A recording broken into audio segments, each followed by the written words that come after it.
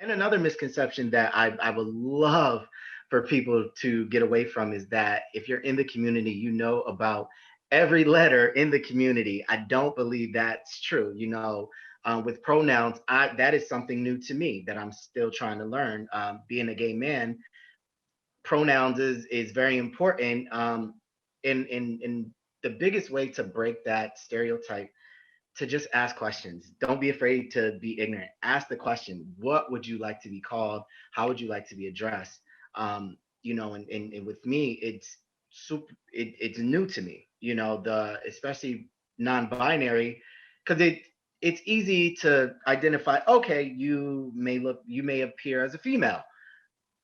Naturally the brain is like she, but if a person doesn't go by she, then you know I had no problem with being corrected. That is not my pronoun. And it's like, I'm sorry, what would you like to be called? That is the easiest conversation to have. What are your pronouns? And I feel we kind of shy away from asking those questions because we're afraid to be to come across as ignorant. We want to be so PC.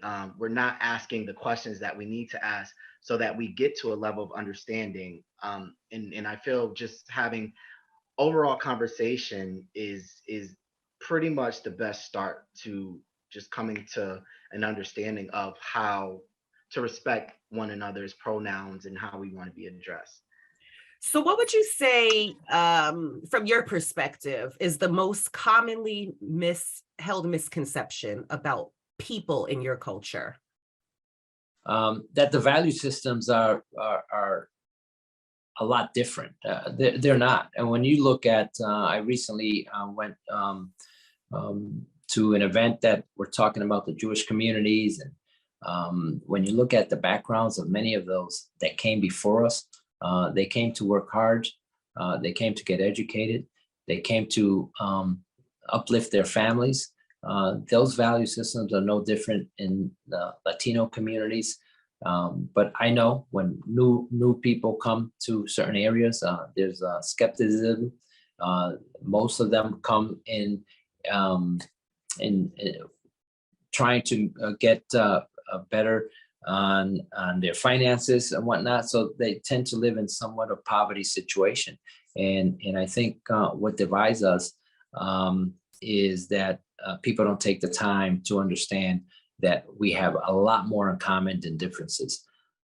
Really mull this over. Think about your own families. Think about what it would be like if your child or sibling or a cousin or anyone in your family went missing. You didn't know where they were, or if they were found brutally murdered or anything like that, and then find a way for yourself to pass on the information. And also, I apologize for all the heaviness. I'm really sorry for all of this. Please don't spend the rest of your afternoon in a depression. Try to go out and smell the air and appreciate that you can do that.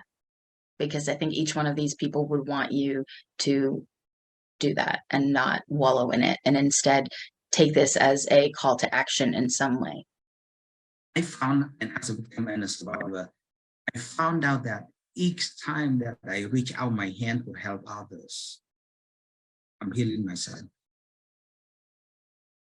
It's very, very important. Whenever I help somebody, I feel great. For the first few years when I came to the US, I had nightmare all the time. I had PTSD all the time. I always dreamed that somebody will come and slit my soul, stab me. Every night, the same dream again and again and again. But I found out that, when I work in a nursing home, when I help somebody, I sleep better that night. And this is one thing that I focus about. Medical field will be a way that I can heal myself, at the same time earn a living. So I majored in wildlife management, and I was always interested in science. And throughout college, I worked with moose, and radio telemetry was a very specific thing that I did. And when I graduated, the Maine Department of Inland Fisheries and Wildlife had a technician entry-level position for somebody who had experience with moose. and radio telemetry. And I thought, that's my job, of course. Like, how many people in the world have those two skill sets? And I went in for the interview and I didn't get the job. And I found out later that it was given to a young man, did not have the same qualifications as me. To this day, it's the only thing that I regret that I didn't follow through on that. And I was 21 in 1982, and I just didn't do anything. I just cried. How do you think you would have handled that today? Because, like, obviously women are becoming a little more vocal and things like that, and outspoken. So 1982 to now, things have changed drastically. So as a 21-year-old in the age that you are now, and I'm sure there's wisdom there and things like that. So how do you think you would have handled it differently now?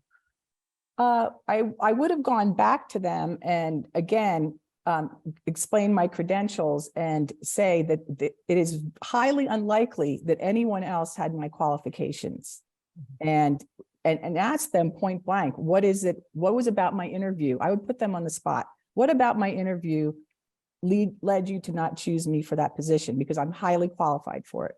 I would just go right at it and have them admit, or maybe they wouldn't, but I wouldn't let them just get by with it. And yeah, I would definitely come back.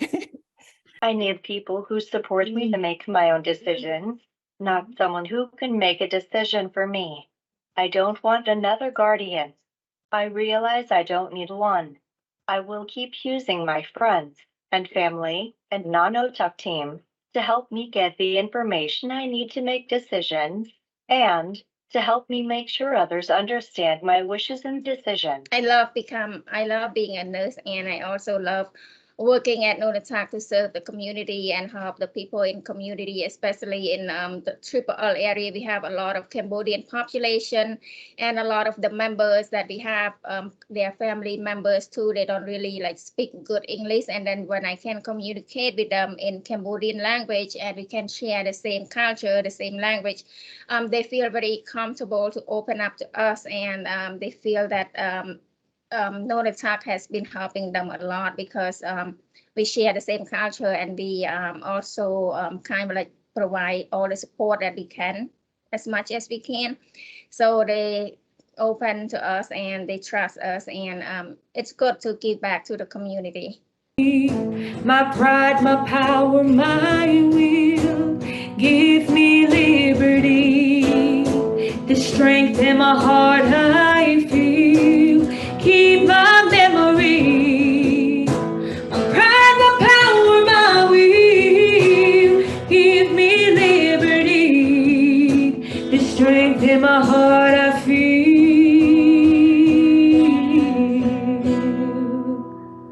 'Cause I've had enough, just set me free, but keep my memory.